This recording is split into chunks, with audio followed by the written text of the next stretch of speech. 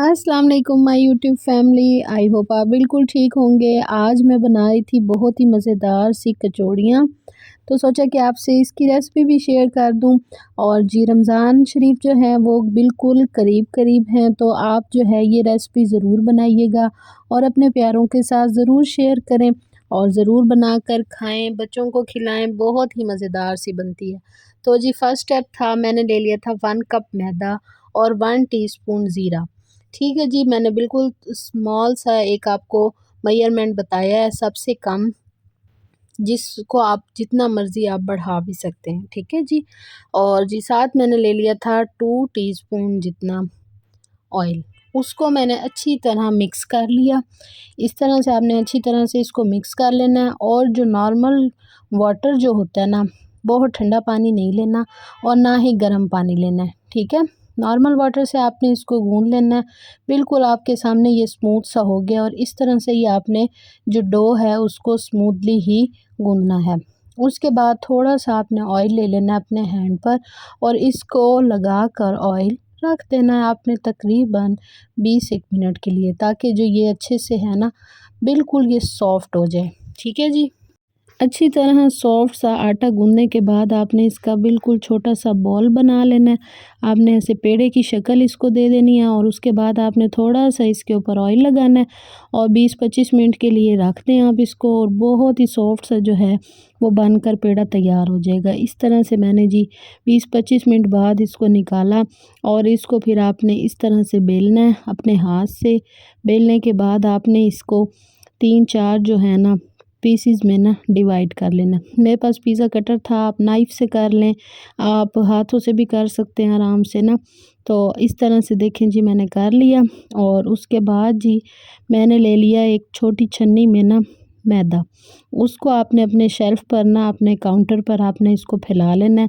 पेड़े बनाकर आपने ऐसे एक पेड़े को उठाना है और मैदे के ऊपर रखना है और उसके बाद जो है आपने उसको बेल लेना है। इस तरह से जी नॉर्मल मीडियम जो होता है, हम जैसे रोटी बेलते हैं इतना ही आपने इसको बेलना है। और उसके बाद आपने एक प्याली में ऑयल ले लेना है थोड़ा सा, और जी इस पेड़े के ऊपर आपने ऑयल लगा देना है अपने हाथों से। ब्रश से लगाएं, हाथों से लगाएं, आपकी मर्ज़ी है, ठीक है जी। उसके बाद जी है मैंने फिर दोबारा जो छन्नी में मैदा लिया हुआ था, इससे ये होता है कि एक जैसा जो है ना वो मैदा बिल्कुल बारीक बारीक ना गिरता है आपके पेड़े पर, इसलिए फिर छन्नी से डालने का बहुत ही फ़ायदा हो जाता है। हाथों से ना वैसे नहीं डलता। उसके बाद जी मैंने इनको ऐसे फ़ोल्ड किया। उसके बाद मैंने लगाया ऑयल और अब फिर दोबारा मैं एक कोट और मैदे का कर रही हूँ। मैदे को आपने ऐसे फिर आपने पेड़े को फ़ोल्ड करना है, बिल्कुल ऐसे रोल बना देना है आपने छोटा-छोटा ये रोल बन जाएगा। और जी ये देखिए कितना खूबसूरत ये बन गया। अब इसके बाद आपने फिर दोबारा इसको बीच में से कट करना है, चाहे पिज़्ज़ा कटर से करें, चाहे आप नाइफ़ से करें, और बिल्कुल ढीले हाथों से ही कट करना है ताकि जो लेयर्स हैं ना वो खुली-खुली ही लगें। और जो कचौड़ियाँ होंगी ना उनकी जब आप खाएँगे ना, आपको उनकी लेयर्स बहुत ही अच्छी लगेंगी और इंतहाई क्रिस्पी और बहुत ही खस्ता, जैसे हम बाहर से लेकर खाते हैं ना वैसे बनेंगी।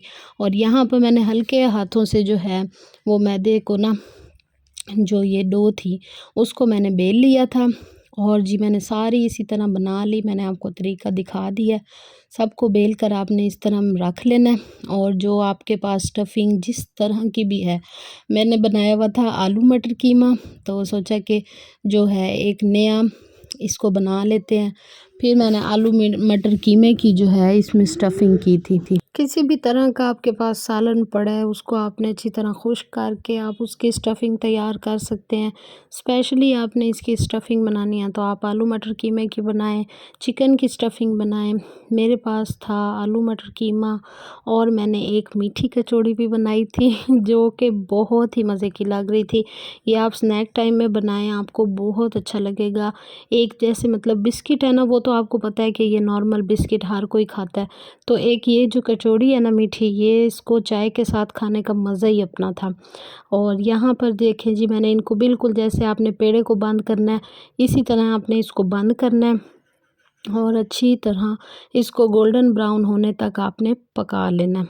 जब अच्छे से ये बनकर तैयार हो जाएंगी, बिल्कुल गोल्डन ब्राउन ये फ्राई हो जाएंगी, उसके बाद आपने इनको निकाल लेना और इतनी देर तक ये तकरीबन 2 दिन तक भी आपकी जो है ये खस्ता खस्ता रहेंगी।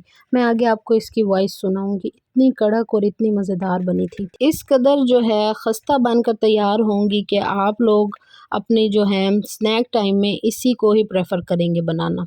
मुख्तलिफ जो है मेरे पास चीज़ें पड़ी थी तो मैंने मुख्तलिफ स्टफ़िंग की, किसी में आलू मटर कीमा किया, किसी में मैंने राइस, किसी में मैंने चीनी।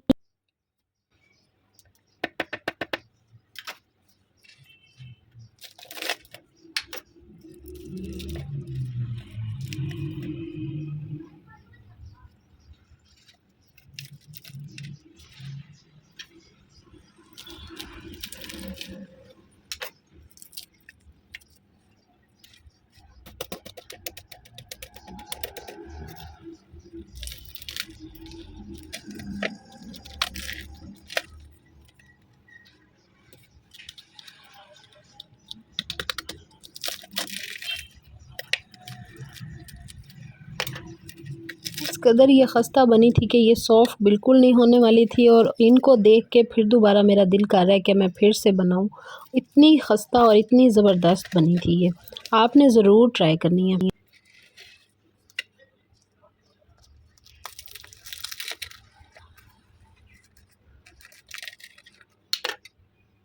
मीठी वाली तो इतनी क्रिस्पी और इतनी कड़क लग रही थी ना कि ये चाय के साथ तो ज़रूर जाएगी और आपने स्नैक टाइम में ज़रूर इसको बनाना है और अपने प्यारों को खिलाना है। ओके जी, मुझे इजाज़त दें। अल्लाह हाफ़िज़ और सब्सक्राइब करते जाइएगा।